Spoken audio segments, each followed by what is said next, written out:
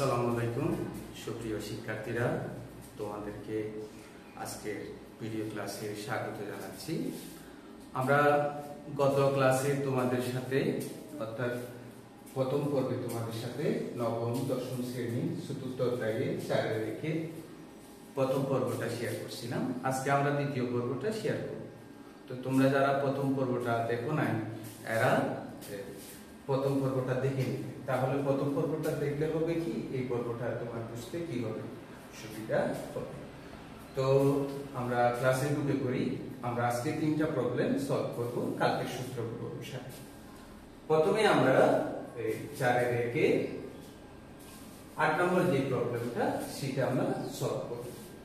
তো 8 নম্বর প্রবলেমটা হলো সরল করো। তারপর আমরা বলছিলাম ম্যাথে একটা জটিল অথবা বড় একটা রাশি দেওয়া থাকবে, সেটাকে সিম্পলিফাই ছোট করে ফেলা, এটাই হলো সরল করা।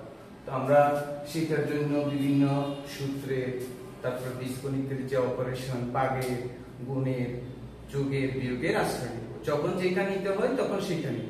তো আমার কথা হলো বড় রাশিটাকে ছোট করে ফেলা। ছোট করতে যা যা করা লাগে তা আমরা করব। এটা দেখো, আমরা চিন্তা করে দেখি। এটা হচ্ছে 3, এটা হচ্ছে 3, এটা হচ্ছে 3, এটা হচ্ছে 9। তো আমরা জানি 9 হচ্ছে 3 এর গুণনীয়ক।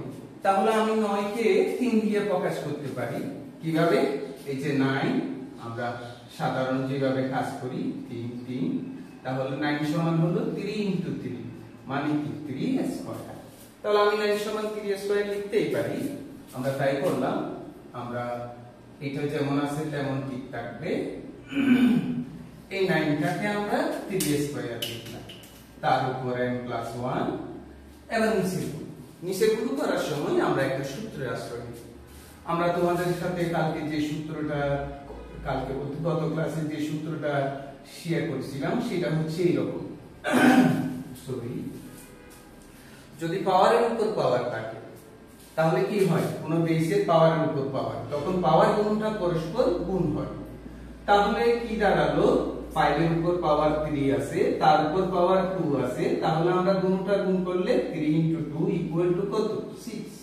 এই ব্যাপারটা খুব ইম্পর্টেন্ট সূচকের প্রবলেমগুলো সলভ করার সময়। অর্থাৎ পাওয়ারের উপর যদি পাওয়ার থাকে তখন পাওয়ার দুইটা গুণ হয়ে যায়। তো আমরা এখানে কি দেখছি, 3 এর উপর প্রথমে পাওয়ার আছে m, তার উপর পাওয়ার আছে m-1। তাহলে এই পাওয়ারের সাথে এই পাওয়ার গুণ হবে, দুঃখিত। তাহলে m এর সাথে আমরা m-1 গুণ করব। এখানেও আমরা একই কাজ করব। পাওয়ারের উপর পাওয়ার আছে, 3 এর উপর পাওয়ার আছে m-1, তার উপর আছে আবার m+1। তাহলে একই রকম m-1 এর সাথে গুণ হবে m+1। এরপর আমরা কি করছি, উপরেরটা তো যেমন আছে তেমন ঠিক আছে, নিচেরটা আমরা গুণ করে দিচ্ছি। আমরা যদি গুণ করি m এর সাথে m গুণ করলে হয় m স্কয়ার, m এর সাথে যদি 1 গুণ করা হয় -m। ওইদিকে আমরা আবার এই সূত্রটার আশ্রয় নিব যে 3 এর উপর পাওয়ার 2 আছে, 2 এর উপর m+1 আছে, তার মানে আমরা 2 এর সাথে গুণ করব m+1। নিচেরটা সুপ্রিয় শিক্ষার্থীরা একটা বীজগণিতের মৌলিক সূত্রের ভিতর পড়েছে। এই সূত্রটা আমাদের খুব প্রিয়। আমরা মানে এই সূত্রটা পড়লে কেমন জানি ভালো লাগে আমাদের। সেটা হচ্ছে এরকম, মনে করে a + b * a - b থাকে, তাহলে আমরা ছোট কাল থেকে দেখে আসছি, আমরা ধুম করে কি লিখে ফেলি, a² - b²। এটাও ঠিক সেরকম। দেখো m-1 m+1 অর্থাৎ কি, এটার সাথে এটার সাথে এটার সাথে এটার সাথে, অর্থাৎ আমরা কি লিখতে পারি m² - 1²। তাহলে এটাকে লেখা যায় m² - 1²। এবার তোমাদেরকে কালকে যে প্রথম দ্বিতীয় সূত্রটা আমরা শেয়ার করেছিলাম সেটা আবার দেখি কেমন, a⁴m ভাগ a⁴n। দুটোটার বেস যদি একই হয়, রিলেশন যদি ভাগের হয়, পাওয়ার বিয়োগ হবে, উপরেরটা থেকে নিচেরটা বিয়োগ হবে। তো এখনো এখানে সেই রকম দুটোটার বেস একই রকম, সম্পর্ক হচ্ছে কিসের, ভাগের। তাহলে পাওয়ার আমরা বিয়োগ করব, উপরের পাওয়ার থেকে নিচের পাওয়ারটা বিয়োগ করব, m+1 থেকে বিয়োগ করব m² - m। এখানেও ঠিক সেই অবস্থা, দুটোটার বেস একই, রিলেশন ভাগের। আমরা পাওয়ার আবার বিয়োগ করব, 3 হয়ে 2m+1, তার থেকে বিয়োগ হবে m square minus 1 square, 1 square মানে হচ্ছে 1। এবার আমরা আমাদের সহজ কাজগুলো যোগ বিয়োগগুলো করে ফেলি। m প্লাস 1 এই ব্র্যাকেটটা আমরা খুলে ফেলছি। ব্র্যাকেটটা যেহেতু খুলে ফেলবো, আগে যেহেতু মাইনাস সাইন আছে, এই মাইনাসের সাথে এই মাইনাসের গুণ হয়ে যাবে, মাইনাসে মাইনাসে প্লাস। এখানে কি হয় দেখো, 2 এর সাথে m গুণ করো 2m, 2 এর সাথে 1 গুণ করো 2 মাইনাস m স্কয়ার, মাইনাসে মাইনাসে গুণ করলে প্লাস, ব্র্যাকেটটা যেহেতু তুলে ফেলছি। সুপ্রিয় শিক্ষার্থীরা, এবার আমরা আরেকটু সহজভাবে বাকি যে কাজটা আছে সেটার যোগ বিয়োগগুলো করে ফেলি। যেমন এখানে দেখো m আছে, দুটোটার আগে প্লাস, দুটোটা যোগ করতে হবে। m এর সাথে m যোগ করলে 2m, তারপর আমরা মাইনাস m স্কয়ার লিখি, তারপর আমরা লিখি প্লাস 1। আবার ওইদিকে আমরা কি কাজ করতেছি দেখো, ব্র্যাকেটটা তুলে ফেলার পর যে রাশিটা আছে এটার যোগ বিয়োগ করছি।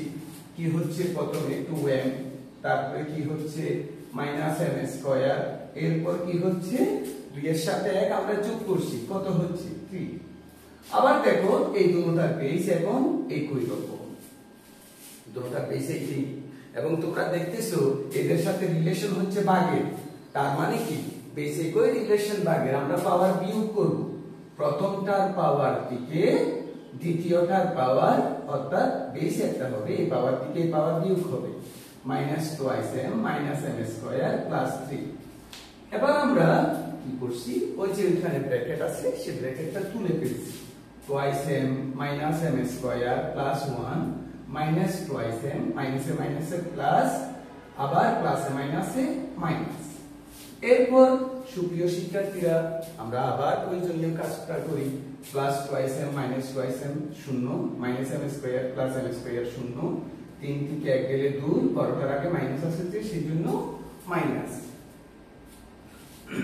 এখন আমরা তোমাদের সাথে আরেকটা সূত্র, শেষ সূত্রটা গতকাল যেটা দিয়ে শেষ করেছিলাম আমরা, a two the power minus n equal to কত, একটা মাত্রা হয়ে উপরে 1 হয়, নিচে মাইনাস ছাড়া পুরোটা বসে যায়। তাহলে সেটা আমরা এর সাথে কম্পেয়ার করে লিখি, কি লেখা যাবে, একটা মাত্রা নিচে 3 স্কয়ার, তো কাটাকাটি করলে 9, এটাই হচ্ছে आंसर। তো দেখো শিক্ষার্থীরা, আমাদের প্রবলেমটা আসলে সহজ। আমরা যদি একটু মনোযোগের সাথে সূত্রগুলোর কথা খেয়াল করি এবং আমরা প্রয়োজনীয় মনোযোগটা দিতে পারি, তাহলে মানে আমাদের নবম দশম শ্রেণীর যে ম্যাথটা, এটা আমাদের জন্য খুব সহজ হবে। তো এবার আমরা এটার পরের যে প্রবলেমটা, এই যে আমরা 13 নম্বর প্রবলেমটা, সেটা একটু আমরা সলভ করব। আমরা এখন সলভ করব 13 নম্বর প্রবলেম, সেটাও আমাকে সরল করতে বলছে। 8 নম্বরও সরল করতে বলছে, 13 নম্বরও সরল করতে বলছে। তো আমরা 13 নম্বরটা শুরু করি। 13 নম্বরটা আমরা দেখি, সেটা 13 নম্বরটা দেখি আমরা সেটা কি রকম আছে। আমরা একটু মনোযোগের সাথে রাশিটা দেখি। আমরা যদি দেখি কি দেখতে পাই, যে x to the power a by x to the power b whole 1 by b power, আবার x to the power b by x to the power c whole to the power 1 by bc, x to the power c by x to the power a whole to the power 1 by c। এই প্রবলেমটা, আগের প্রবলেমটা যদি আমরা বুঝি, একেবারে সহজ। দেখো আমরা যে এতক্ষণ পর্যন্ত যে সূত্রটা ইউজ করেছিলাম, a two the power m a two the power n, তাহলে কি হবে, যেহেতু বেস একই, রিলেশন ভাগে পাওয়ার হবে b। এখানেও আমরা সেম কাজ করব, যেহেতু বেস একই x এবং রিলেশন কিসে ভাগে, তাহলে বিয়োগ করব। বিয়োগ করার সময় আমরা a থেকে b বিয়োগ, হোল ব্র্যাকেট হবে 1 বাই a। এখানেও আমরা এই কাজটা করব, যে বেস পুরোটা বেস x এবং রিলেশন হচ্ছে কিসে, উপরে নিচে আছে, মানে মাত্রা দিয়ে ভাগে, তাহলে পাওয়ার কি হবে, বিয়োগ হবে, এবং হোল ব্র্যাকেট ওইটা হবে 1 বাই b। তারপরে থাকবে একই কাজ, বেস একই, রিলেশন ভাগের পাওয়ার আমরা বিয়োগ করব, এবং হোল ব্র্যাকেট 1 বাই c। এবার আমরা আগের প্রবলেমটাতে যে সূত্রটা ইউজ করেছিলাম সেটা সাহায্য, a two the power n বা a, অর্থাৎ কোন বেসের পাওয়ার উপর পাওয়ার থাকলে পাওয়ার কোনটা পরস্পর গুণ হবে। এখানেও আমরা একই কাজ করব। আমরা দেখি x এর উপর পাওয়ার আছে -b, আবার তার উপর পাওয়ার আছে শিক্ষার্থীরা কত 1/a। তাহলে আমরা এই পাওয়ারটার সাথে এই পাওয়ারটা কি করব, গুণ করব। তো আমরা করি সেটাই, a - b এর সাথে গুণ হবে 1/ab। ওখানেও একই কাজ হবে যে x এর উপর পাওয়ার b - c আছে, তার উপর আছে 1/bc। তাহলে b - c এর সাথে কি গুণ হবে 1/bc। আমরা তাই করি b - c এর সাথে 1/bc গুণ করি। তৃতীয়টাতে একই অবস্থা হবে, c - এর সাথে গুণ হবে 1/c। আমরা গুণটা একটু সুন্দর করে করে ফেলি, ভগ্নাংশের গুণ। a - b এর সাথে 1 গুণ হয়ে সেটা উপরে হবে, নিচে ab।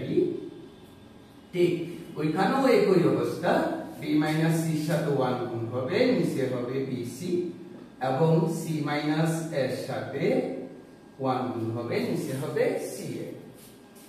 এখন দেখো মেয়েরা, শিক্ষার্থীরা, আমরা কি দেখছি, তিনটার বেসই একই রকম। এই যে দুইটার বেস যদি একই রকম হয়, সম্পর্ক যদি গুণের হয়, পাওয়ার করতে হবে কি যোগ। এখানেও ঠিক একই রকম, বেস একই, রিলেশন গুণে পাওয়ার কি করতে হবে, যোগ করতে হবে। a - b/ab এর সাথে যোগ করতে হবে b - c/bc, তার সাথে যোগ করতে হবে c - a/c।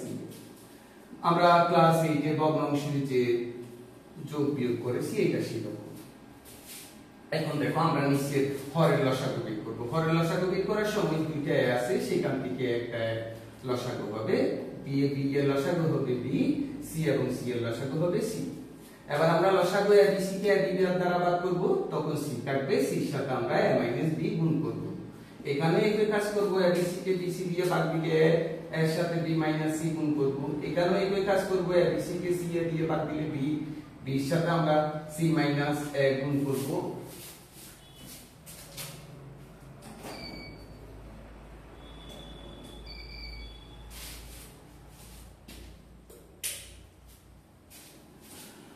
বৈদ্যুতিক গোলযোগের জন্য দুঃখিত, আমরা আবার পুনরায় ক্লাসে ফিরে আসলাম। তো এবার আমরা প্রয়োজনীয় কাজটা করে ফেলি, বাকিটা ইকুয়াল টু abc, c এর সাথে a গুণ করি আমরা, ca হচ্ছে, b এর সাথে c গুণ করি, bc হচ্ছে, এবং a এর সাথে d গুণ করি, ab হচ্ছে, c এর সাথে a গুণ করি, ca হচ্ছে, আবার b এর সাথে c গুণ করি, bc হচ্ছে, এবং a এর সাথে d গুণ করি, ab হচ্ছে। এখন আমরা কি দেখতে পাচ্ছি, x to the power abc plus ca minus ca শূন্য, মাইনাস bc প্লাস bc শূন্য, প্লাস ab মাইনাস ab শূন্য। তো শূন্যকে আমরা abc কে ভাগ দিলে শূন্য। আমরা একটা সূত্র পড়েছিলাম যে শেষের আগেরটা a two the power not equal to 1, অর্থাৎ কোন বেসের উপর পাওয়ার শূন্য হলে তার মান হবে 1। তাহলে এটার মান হচ্ছে 1। আশা করছি তোমরা বুঝতে পারছো। আবারও বলছি, ম্যাথটা হলো প্র্যাকটিসের বিষয়। এটা আমরা যত প্র্যাকটিস করব, যত চেষ্টা করব, আমাদের কাছে সহজ মনে হবে। আর আমরা যদি এটা প্র্যাকটিস না করি তাহলে আমরা মনে রাখতে পারবো না। এবার আমরা সরল এটার পরে যেটা করব সেটা হলো আমরা একটা প্রমাণ করব, যে 10 নম্বর প্রবলেমটা, সেটাতে আমাকে প্রমাণ করতে বলছে যে এটা সমান হাফ, এই রাশিটা সমান হাফ, এটাই আমাকে প্রমাণ করতে বলছে। চলো আমরা সেটা করি। তো সেটা করার সময় দেখছো আমাদেরকে ডান পাশে হাফ আনতে হবে। আমাদেরকে কিন্তু ম্যাথে কোনো প্রমাণের সময় খেয়াল রাখতে হবে কোথায় যেতে হবে। আসলে কোথায় যেতে হবে সেটা যদি আমরা জানি তাহলে কিভাবে যেতে হবে সেটা আমাদের মাথায় চলে আসে। যেমন আমরা যদি ঠিক করি যে আমরা কক্সবাজারে বেড়াতে যাব, তাহলে তুমি কিভাবে যাবে? এটা ঠিক করলে তোমাকে ঠিক করতে হবে চট্টগ্রাম থেকে যদি কক্সবাজারে যেতে চাও বাসে যেতে হবে, কোন বাসে কখন, ইত্যাদি ইত্যাদি ইত্যাদি। ঠিক আমরা একটা প্রবলেম সলভ করার সময় যখন আমরা জানি যে আমাকে একটা রাশিতে পৌঁছতে হবে, আমরা রাশিটার দিকে খেয়াল করব, তখন দেখবে যে তুমি আস্তে আস্তে ওখানে চলে যেতে পারছো। পথে যদি জানা না থাকে কোথায় যাব সেটা যদি আমি না বুঝতে পারি তাহলে আমরা যেতে পারবো না। আমাদের যেটা সহজাত অভ্যাস যে আমরা অঙ্ক মুখস্থ করি অনেক সময় না বুঝে, তাহলে কিন্তু তুমি নিজের দিকে কোনো প্রবলেম সলভ করতে পারবে না। এই জন্য কোথায় যাবে, আমরা এখান থেকে হাফে পৌঁছবো। তার মানে কি, এখানে যে এত সব রাশি আছে সব রাশি চলে গিয়ে শুধু উপরে 1 থাকবে, নিচে 2 থাকবে। এখন দেখো এই যে 2 একটা মৌলিক সংখ্যা, 3 একটা মৌলিক সংখ্যা, 5 একটা মৌলিক সংখ্যা, 6 মৌলিক সংখ্যা না। 6 মৌলিক সংখ্যা যেহেতু না, সেটাকে আমি উৎপাদক দিয়ে ভেঙে দিই, যাকে যাকে দিয়ে ভাঙা যায়। যেমন আমরা দেখি 6 কে ভাঙা যায় এইভাবে 2 × 3 তার উপর পাওয়ার 3। তাহলে 3 এটা একটা মৌলিক সংখ্যা, মৌলিক সংখ্যাকে তো আমরা ভাঙতে পারি না। 6 মৌলিক সংখ্যা না, সেটাকে আমরা ভাঙতে পারি। 3 এর সাথে 2 গুণ করলে 6। 10 মৌলিক সংখ্যা না, সেটাকেও আমরা ভাঙতে পারি। সেটাকে ভাঙলে 2 × 5। আবার 15 মৌলিক সংখ্যা না, সেটাকেও আমরা ভাঙতে পারি। সেটা 3 × 5। অর্থাৎ আমরা এখানে কি করেছি, যে সংখ্যাগুলো মৌলিক সংখ্যা না সেই সংখ্যাগুলোকে ভেঙে ফেলেছি, উৎপাদকে বিশ্লেষণ করে দিয়েছি। আমরা গতকালকে তোমাদের সাথে এরকম একটা সূত্রকে শেয়ার করেছিলাম, a × b two the power n, এটা সমান হবে a two the power n b two the power n। এটা যদি এমন হয় a × b × c two the power n, তাহলে কি হবে a two the power n b two the power n c two the power n। এখানে আমরা যে সংখ্যাগুলোকে ভেঙে ফেলেছি সেখানে এই সূত্রটা ইউটিলাইজ করি। চলো আমরা সেটা ইউটিলাইজ করি। 2 to the power 2p plus 1, 3 to the power 2p plus q, 5 to the power p plus q, এইটাকে আমরা ওইটার মতো ভেঙে ফেলি। 2 × 3 to the power p, এইটার মতো। তাহলে এটা কি হবে, 2 to the power p × 3 to the power p। দেখো সুপ্রিয় শিক্ষার্থীরা, আমরা এটাকেও এটার মতো ভেঙে ফেলি। 2 to the power 2p plus 2 × 3 to the power 2p plus 2। আমরা এটাকেও ভেঙে ফেলি 2 to the power p 5 to the power p। আমরা এটাকেও ভেঙে ফেলি 3 to the power q 5 to the power q। এবার আমরা লবের দিকে খেয়াল করি। লবের দিকে খেয়াল করলে তুমি দেখবে যে দুটোটার বেস এটা অতটুকু দূরে গিয়ে আছে, মানে আসলে এটার সাথে এটা সম্পর্ক বুঝে। আমরা 1 নম্বর সূত্রটা কি বলেছিলাম, যে যদি বেস একই হয়, রিলেশন যদি গুণের হয়, পাওয়ার হবে যোগ। এখানেও ঠিক এরকম, এর সাথে এর বেস একই, রিলেশন গুণের পাওয়ার যোগ হবে 2p plus 1 এর সাথে যোগ হবে p। ঠিক একই অবস্থা 3 কে নিয়ে হবে 3 2p plus q, তার সাথে পাওয়ার যোগ হবে p 5 to the power p plus q। এবার আমরা হরের কাজটা করি। হর তুমি দেখো 2 বেসওয়ালা দুইটা আছে রাশি সংখ্যা, আমরা দুটোটা নিই, দুটোটার বেস একই রকম, দুটোটা নিচেই আছে, এদের সাথে এদের রিলেশন গুণে পাওয়ার যোগ করতে হবে। 2p plus 2 এর সাথে পাওয়ার যোগ হবে p। এবার আমরা 3 বেস বিশিষ্ট যে রাশিগুলো আছে সেটাতেও একই কাজ করি। তো কাজ করলে কি দেখতে পাচ্ছি, p - 2 plus 2p plus 2, p - 2 2p plus 2। এই দিকেও একটা আছে, সেটাও যোগ হবে। এবার আমরা 5 বেস বিশিষ্ট দুইটা আছে, একটা p একটা q। দেখো সুপ্রিয় শিক্ষার্থীরা, এরপরে কি হয়, যে 2 p এর সাথে 2p যোগ করো 3p plus 1, 3 2p এর সাথে p যোগ করলে 3p plus q, 5p plus q। তারপর 2p এর সাথে p যোগ করো 3p plus 2, তারপর 2p এর সাথে p যোগ করলে 3p plus 2 minus 2 চলে গিয়েছে q 5 to the power p plus q। আমরা কি দেখতে পাচ্ছি শিক্ষার্থীরা, এটা কাটাকাটি যাচ্ছে, এটা কাটাকাটি যাচ্ছে, খুব সহজ ভাবে লক্ষ্য করে আছে। এখন দেখো তুমি এই দুটোটার বেস কিন্তু একই রকম, দুটোটার বেস এই 2 এবং রিলেশন হচ্ছে একটার সাথে একটার ভাগে। যেহেতু বেস একই, রিলেশন ভাগে, পাওয়ার বিয়োগ হবে, কি হবে 3p plus 1p কে বিয়োগ হবে 3p plus 2। এবার আমরা বিয়োগটা সম্পন্ন করি। 3p plus 1 minus 3p minus 2। সুপ্রিয় শিক্ষার্থীরা, আমরা একটু করে দেখি যে মাইনাস 3p প্লাস 3p শূন্য, 2 দিকে এক গেলে 1 মাইনাস 1। তো আমরা কালকে ক্লাসে কি দেখেছিলাম যে a two the power minus n সমান 1/n, সেই সূত্রটা যদি আমরা ফলো করি 1/2, তাহলে প্রমাণ হয়ে গেল যে আমাকে ডানপক্ষে হাফ প্রমাণ করতে বলেছে।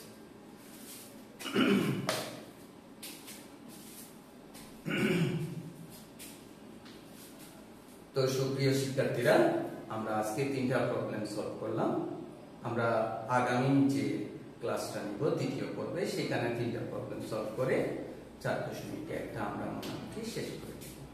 তো সুপ্রিয় শিক্ষার্থীরা, ক্লাসটা যদি তোমার ভালো লাগে, তুমি যদি এটা বুঝতে পারো, তাহলে তুমি এই ক্লাসটা কথা আরেকজনকে শেয়ার করবে, সে যাতে এটা বুঝতে পারে। এবং এরকম আমরা যখন একজনকে আরেকজনকে বুঝতে সাহায্য করি, তখন আমরা নিজেরাও তখন খুব ভালো বুঝি। তো তোমরা সবাই ভালো থাকবে এই প্রত্যাশা করে আজকে এখানেই শেষ করছি। আল্লাহ হাফেজ।